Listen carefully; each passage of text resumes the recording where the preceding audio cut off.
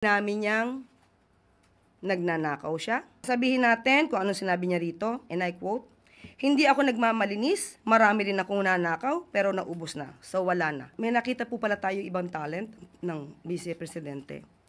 Magaling po pala siyang magpatawa kahit hindi siya komedyante. Hi, Isa. Good morning.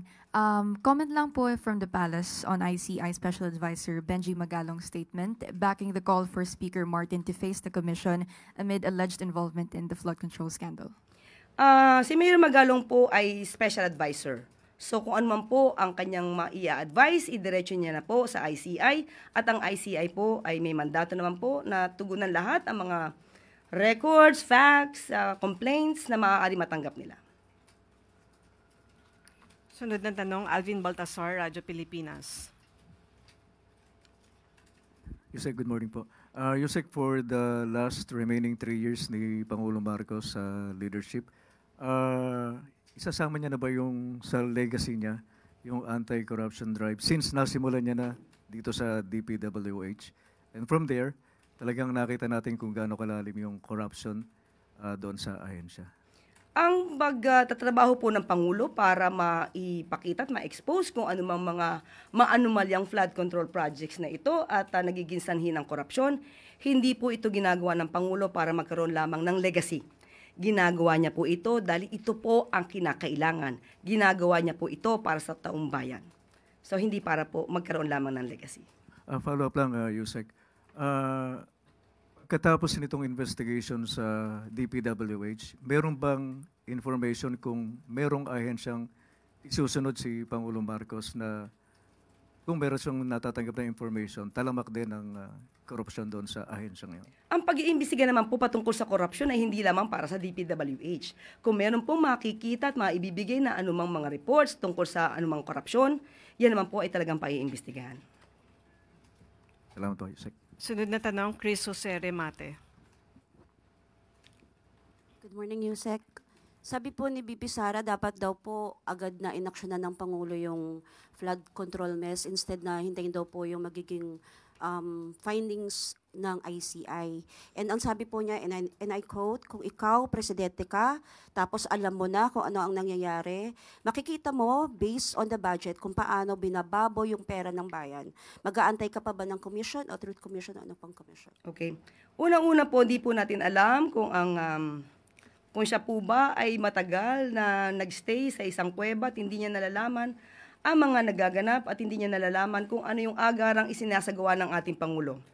Siguro po kakailanganin niya na po ng mataas na grado na salamin or kaya hearing aid para madinig niya kung anuman ang lahat ng ginagawa at mga inuutos ng Pangulo sa mga law enforcement agencies, sa mga investigating bodies, kasama na po ang pagbuo ng ICI.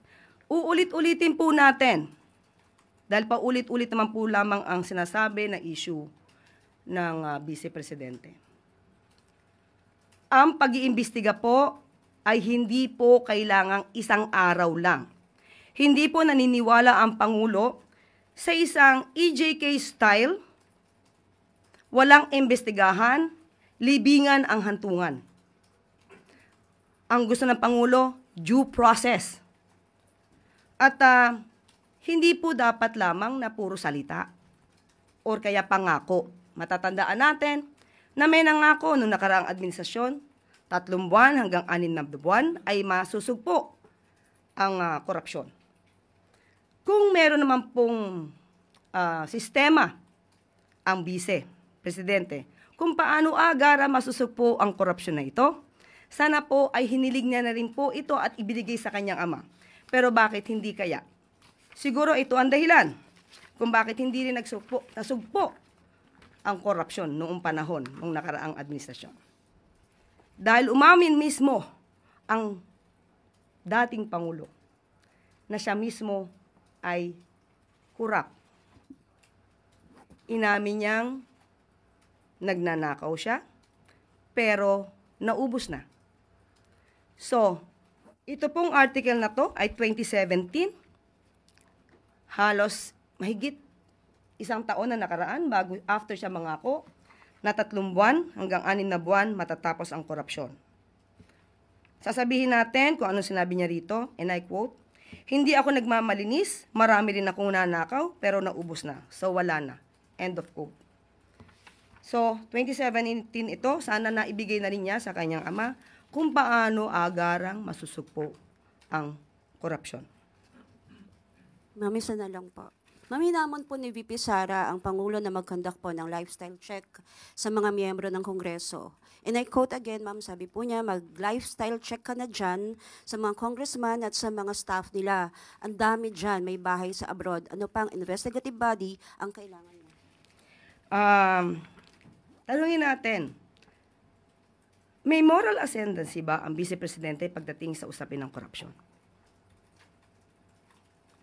Yun lang po. Thank you, ma'am.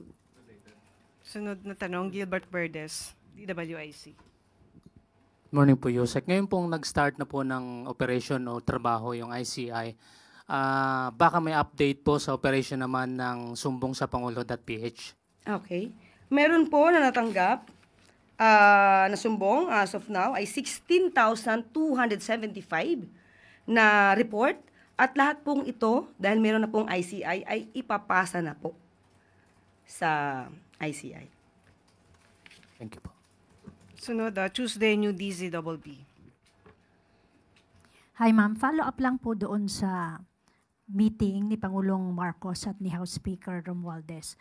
Sa tingin po ba ng palasyo, itong possible na pagbibitiw, kung magbibitiw man si Speaker o kung mag-on leave lang, ay nararapat lang para i-appease o pahupain yung damdamin o emosyon ng taong bayan dahil nababanggit nga po ang pangalan ni Speaker sa issue ng hindi tamang paggamit ng pondo ng bayan. Para pahupain ang damdamin, sabi ko nga po, ang sabi po natin, mag-resign o hindi mag-resign, at ang kung pangalan niya ay nasasama, may imbestigahan naman po ito.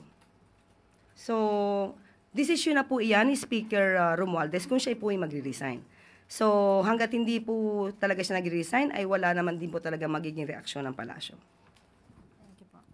Last question, Letner, CISO DZRH. Ma'am, other topic lang po, ipinatigil po ng Supreme Court yung implementasyon ng redistricting ng BARM. Ano po ang reaksyon ng Pangulo dito, lalo't ilang linggo na lang ay election na sa BARM? Kung yan po ang desisyon ng Supreme Court, yan naman po ay gagalang. Kung ano pong inuutos sa Supreme Court, magkukumplay naman po ang pamahalaan. Pero hindi po ba nangangamba ang Malacanang na makaapekto ito, lalo't paulit-ulit na sinasabi ni Presidente kung gaano kahalaga itong BARM elections sa rehiyon at sa peace process? Kung pangamba po, opo, meron. Pero susundin pa rin po ng administrasyon kung ano po ang sinasabi ng Supreme Court. Ivan Mayrina, GMA7. Pahabol ko lang, ma'am, yung tungkol sa opinion ni VP Sara tungkol sa ICI. She was asked if this is too little too late. And her answer was, and I quote, actually hindi na siya too little too late. Nothing na nga siya. Nothingness na ang ginagawa ngayon. May nakita po pala tayo ibang talent ng Vice Presidente. Magaling po pala siyang magpatawa kahit hindi siya komedyante. Well, anyway, ang Pangulo umaaksyon, gumagawa, nagtatrabaho. Nakikita po ng taong bayan kung paano po ba ang pagtugon ng Pangulo sa mga hinaing ng kababayan natin, especially tungkol sa maanumalyang flood control projects. Pero, nakikita ba ito dahil ang sabi ay kawalan?